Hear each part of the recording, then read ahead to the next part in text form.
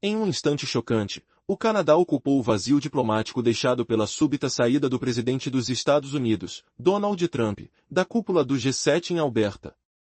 O primeiro-ministro Mark Carney não perdeu tempo, assinou um acordo de defesa com a Coreia do Sul, anunciou 544 milhões de dólares em garantias para o desenvolvimento da América Latina e fortaleceu a cadeia de suprimentos entre Europa e Ásia com uma aliança de minerais críticos.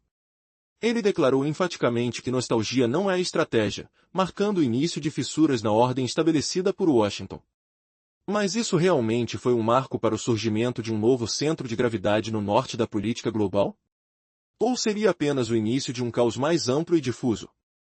O inesperado abandono de Trump na cúpula de 2025 não apenas deixou a mesa do encontro estranhamente vazia, mas também deslocou o centro de gravidade político. Sem liderança, o Canadá agarrou a oportunidade. Nas últimas 24 horas da cúpula, a delegação de Ottawa canalizou 3 trilhas de agenda: cooperação na indústria de defesa, financiamento de desenvolvimento global e segurança de matérias-primas críticas, áreas onde tradicionalmente Washington assumia a coordenação.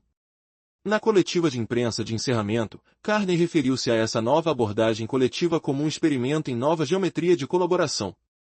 No entanto, isso não foi um mero movimento temporário, mas uma clara indicação de que a arquitetura hegemônica do G7 estava começando a se desgastar. O marco mais relevante desse movimento ocorreu durante uma reunião bilateral com o presidente sul-coreano, Lee Jung. Na manhã de 17 de junho, Lee, que estava realizando sua primeira visita diplomática desde sua vitória recente, anunciou que estava reformulando a política externa da Coreia com o lema "Zero problemas, máximo comércio". Este novo pacto levou as relações de ambos os países, que antes se limitavam apenas ao comércio de gás natural liquefeito, a se tornarem uma verdadeira parceria na indústria de defesa. O acordo previsto no final da reunião foi conciso, mas de grande importância. Sensores para novas plataformas de vigilância não tripuladas, que farão parte do inventário militar canadense no Ártico, serão fabricados na Coreia do Sul. Em troca, a Marinha Sul-Coreana terá o direito de construir 2 navios de patrulha híbridos, desenhados no estaleiro canadense de Esquimalte, na costa da Colômbia Britânica. Dessa forma, Ottawa integrava a Coreia do Sul à rede de defesa dos 5 olhos, da qual Washington havia sido monopolista por décadas. Como se isso não fosse o suficiente, as consequências dessa nova dinâmica se espalharam. As informações internas revelaram que diplomatas americanos nem mesmo foram convidados a observar a reunião entre Carney e Lee, e jornalistas dos Estados Unidos foram mantidos afastados. Enquanto isso, a equipe de Trump, dramatizando tarifas aduaneiras, apenas observava, sem poder intervir nesta manobra diplomática. Então, em um movimento audacioso, o Canadá se lançou na arena da ajuda humanitária. Miriam Siani, ministra do Desenvolvimento Internacional, anunciou um novo programa de 544 milhões em garantias de empréstimos para combater a pobreza na América Latina e no Caribe. Este passo, de grande peso simbólico, coincidiu com a drástica decisão da administração dos Estados Unidos de cortar 60 bilhões de dólares em sua previsão orçamentária. Portanto, com muitos projetos globais deixados em suspenso devido à retirada dos Estados Unidos, o que significaria essa nova postura canadense no cenário mundial? O que essa nova ordem do G7 nos revela sobre o futuro da diplomacia e do poder global? O que mais está por vir deste levante do Canadá e como isso pode mudar a dinâmica internacional? Na manhã de 17 de junho, durante uma sessão bilateral com o presidente sul-coreano Lee Jung, um acordo significativo foi alcançado. Lee, após sua vitória nas eleições de 3 de junho, anunciou a reestruturação da política externa da Coreia do Sul, fundamentada na ideia de zero problemas, máximo comércio. Assim, o relacionamento estabelecido há 15 anos, que se restringia ao comércio de gás natural liquefeito, foi levado a uma parceria integrada na indústria de defesa. Os detalhes desse acordo marcaram um momento crucial. Os pacotes de sensores para novas plataformas de vigilância não tripuladas que farão parte do inventário militar canadense no Ártico serão fabricados na Coreia do Sul. Em contrapartida, a Marinha Sul-Coreana receberá permissão para construir 2 navios patrulha híbridos com design do estaleiro Esquimalte, localizado na costa da Colômbia Britânica. Dessa maneira, o Canadá incorporou a Coreia do Sul ao ecossistema de defesa dos 5 olhos, uma rede que Washington dominou por décadas. Para Lee Jung, esse acordo representa um túnel de suprimentos para a Europa. O clima da reunião indicava que o controle dos Estados Unidos estava se esvaindo.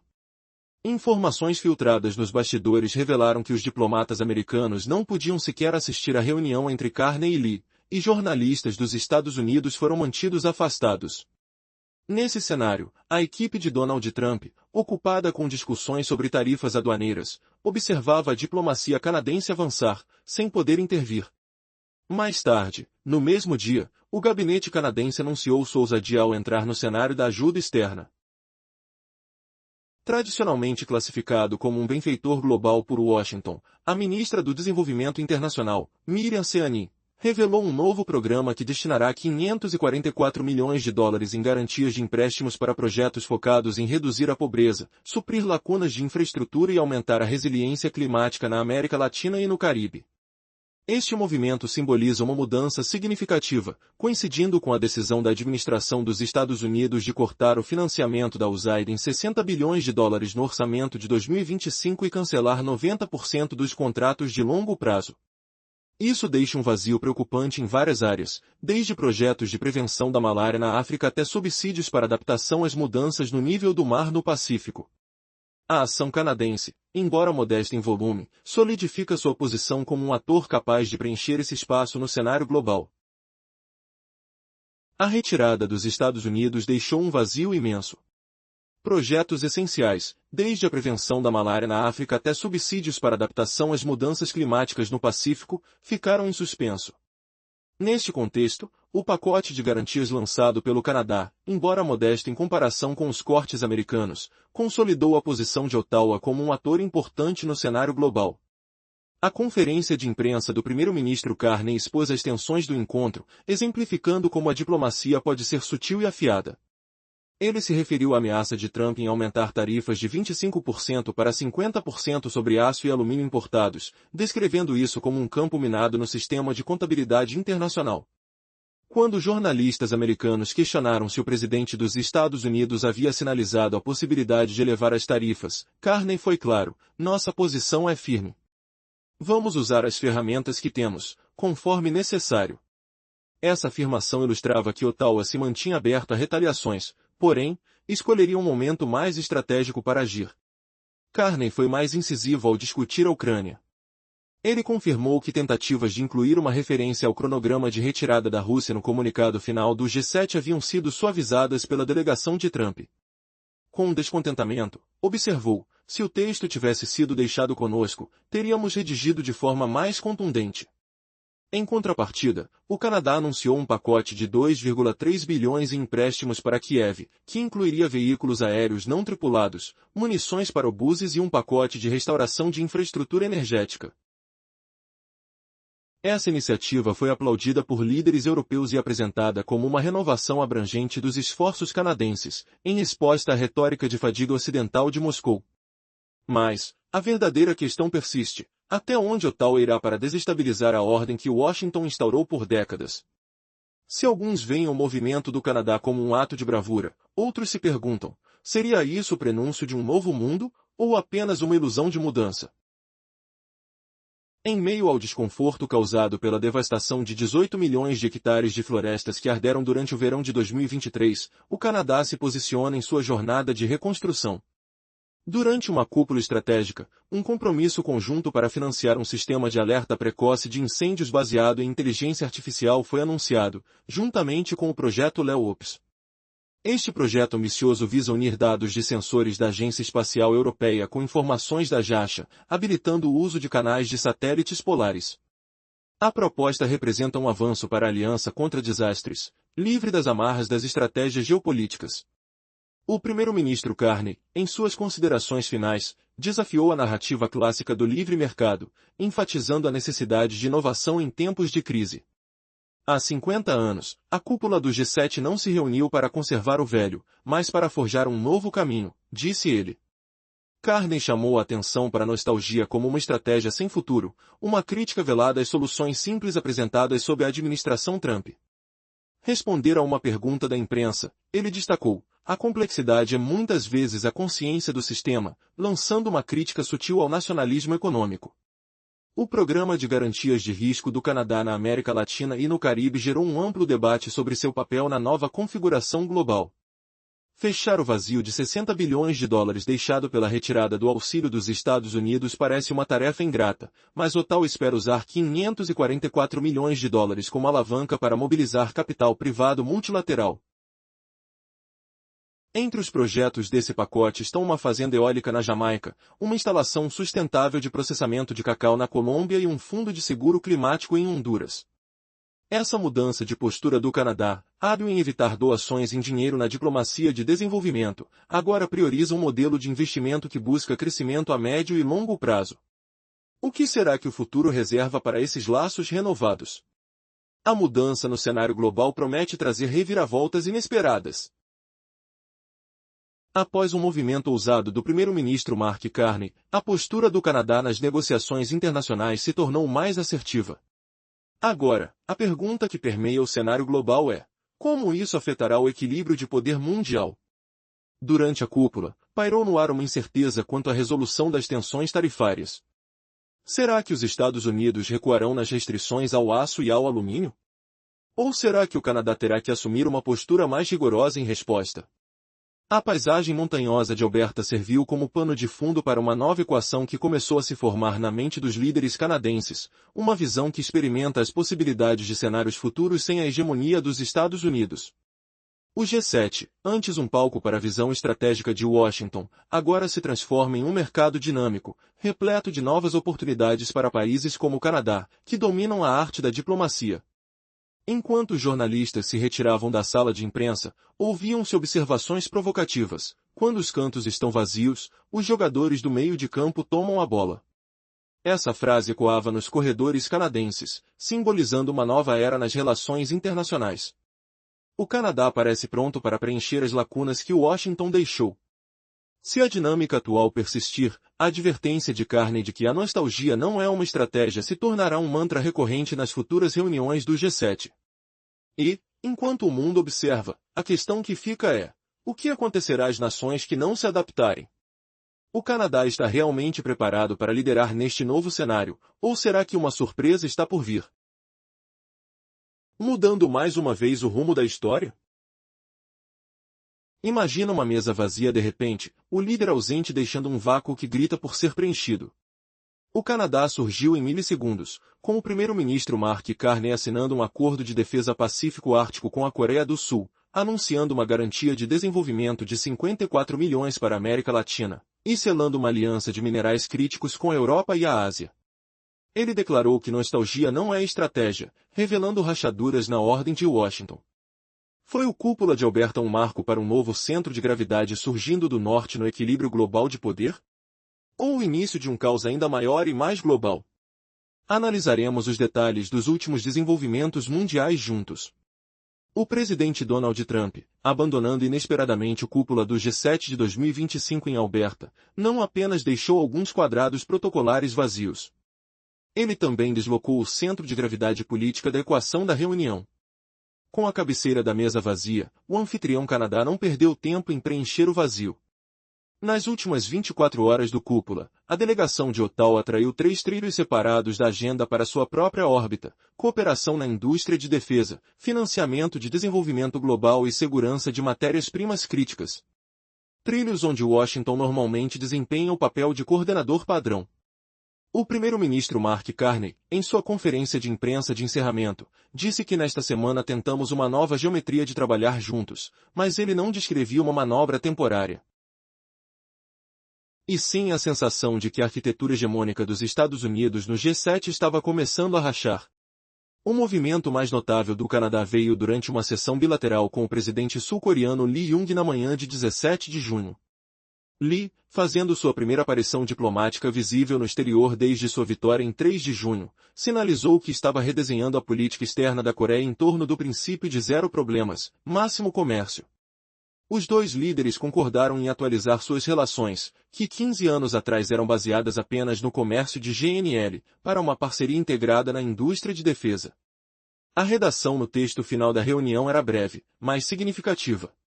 Os pacotes de sensores para novas plataformas de vigilância não tripuladas a serem incluídas no inventário polar do exército canadense serão produzidos na Coreia do Sul. Em troca, a Marinha Sul-Coreana ganhará o direito de construir 2 embarcações de patrulha híbridas movidas a energia, projetadas no estaleiro Esquimalt do Canadá, na costa da Colômbia Britânica, sob licença. Ottawa trouxe assim a Coreia do Sul para o ecossistema de defesa dos 5 olhos de Washington, que monopolizava há décadas, enquanto Lee Jung ganhou um turno de suprimentos para a Europa. O pano de fundo da reunião reforçou a visão predominante nos círculos do G7 de que os Estados Unidos não estavam mais totalmente no comando. Logo vazou nos corredores que diplomatas americanos nem sequer foram autorizados a observar a reunião Carney e que jornalistas americanos foram mantidos longe da porta do salão. A equipe Trump, que vinha falando sobre tarifas alfandegárias por dias e enfatizando uma política tributária simples, compreensível sempre que um microfone era entregue a eles, contentou-se em assistir a este cerco diplomático. Na tarde do mesmo dia, o gabinete canadense abriu o segundo ato. Ottawa entrou ousadamente no campo da ajuda externa. Tradicionalmente posicionada por Washington como um faz-tudo global, a ministra de Desenvolvimento Internacional Miriam Ciani anunciou um novo programa que fornecerá 54 milhões em garantias de empréstimo para projetos visando reduzir a pobreza, fechar lacunas de infraestrutura e aumentar a resiliência climática na América Latina e no Caribe. Este movimento carrega peso simbólico significativo, pois coincide com a decisão da administração dos Estados Unidos de cortar 60 bilhões em financiamento do USAID em seu orçamento de 2025 e cancelar 90% dos contratos plurianuais. Devido ao retiro de Washington, muitas áreas, de projetos de prevenção da malária na África a concessões de adaptação para níveis crescentes do mar no Pacífico, foram deixadas em limbo. Embora o pacote de garantias do 7 tenha sido modesto em termos de volume total comparado aos cortes dos Estados Unidos, ele documentou oficialmente a posição de Ottawa como um ator capaz de preencher o vazio no palco mundial. A conferência de imprensa de Carney resumiu os principais pontos de tensão no cúpula, enquanto também serviu como um exemplo vívido de como a linguagem diplomática pode ser refinada e recalibrada. O primeiro-ministro descreveu a ameaça de Trump de aumentar as tarifas sobre produtos de aço e alumínio importados de 25% para 50% como um campo minado no sistema de contabilidade internacional. Quando perguntado por repórteres americanos se o presidente dos Estados Unidos deu alguma indicação de que as tarifas poderiam ser suspensas, ele respondeu: "Nossa posição é clara. Pode haver perspectivas diferentes em outras capitais, mas usaremos as ferramentas à nossa disposição conforme necessário." Esta declaração mostrou que Ottawa estava mantendo suas opções abertas para a retaliação, mas não faria um movimento tático no calor do momento, em vez disso, mantendo-o como influência diplomática. Carney usou linguagem muito mais dura que seus predecessores ao discutir a Ucrânia. Ele reconheceu que tentativas de incluir uma referência direta a um cronograma de retirada da Rússia no parágrafo final da declaração conjunta do G7 haviam sido suavizadas pela delegação Trump, então expressou indiretamente sua insatisfação dizendo: "Se o texto tivesse sido deixado para nós, teríamos escrito mais fortemente." No entanto, o Canadá anunciou empréstimos adicionais de 2 bilhões e 300 milhões a Kiev, bem como veículos aéreos não tripulados, munição de obus e um pacote de restauração de infraestrutura energética. Apresentado como uma renovação abrangente de esforços em resposta à retórica de fadiga ocidental de Moscou. O pacote também foi aplaudido por líderes europeus. A dor ainda queima no coração canadense, com 18 milhões de hectares de floresta incinerados no verão de 2023. Deixando um cheiro acre de cinzas no ar e o crepitar dos incêndios ecoando como sussurros ameaçadores. No entanto, o Canadá virou a página com persistência emocional, lançando luz em meio à escuridão. Você já imaginou o Canadá humilhando os Estados Unidos publicamente, com Trump sendo ridicularizado como um líder fraco incapaz de manter o comando em sua própria coalizão?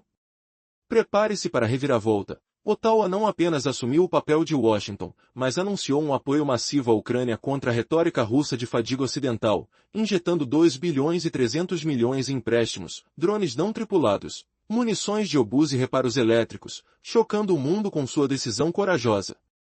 Como isso mudará o equilíbrio global de poder? Imagine o ruído distante de motores de aeronaves sobrevoando a tundra ártica, o frio cortante da neve sob os pés dos sentinelas, e o ar carregado da tensão diplomática. Por que Carney disse que o texto ucraniano deveria ter sido mais forte, Como se estivesse cuspindo fogo contra um dragão invisível. Será que isso sinaliza uma quebra irreversível com Washington? O Canadá sente ainda a agonia dos 18 milhões de hectares queimados, mas transforma a dor em ação, com lideranças europeias aplaudindo seu compromisso com Kiev. Aqui, considerando intensas discussões sobre defesa, surge a declaração mais polêmica: possível participação do Canadá no sistema Iron Dome de Israel. Será que Trump zombou do custo potencial, sugerindo uma piada de 71 bilhões, com sorrisos debochados ecoando? Carney rebateu acidamente: nossa geografia não é mais um escudo natural. A ameaça balística é real. Não se trata de dinheiro. Trata-se de estratégia. Isso não apenas humilhava Trump, mas sugeria uma extensão do NORAD para a defesa de mísseis em camadas, elevando responsabilidades árticas para além da vigilância fronteiriça básica. E o que acontece quando a vulnerabilidade se torna arma? Sinta o vento gelado da mudança geopolítica picando a pele, como agulhas invisíveis. Você já pensou que o Canadá, com sua expansão defensiva, poderia forçar Washington a uma reviravolta humilhante, abandonando sua própria hegemonia? Como isso ecoará no incerto futuro? MUC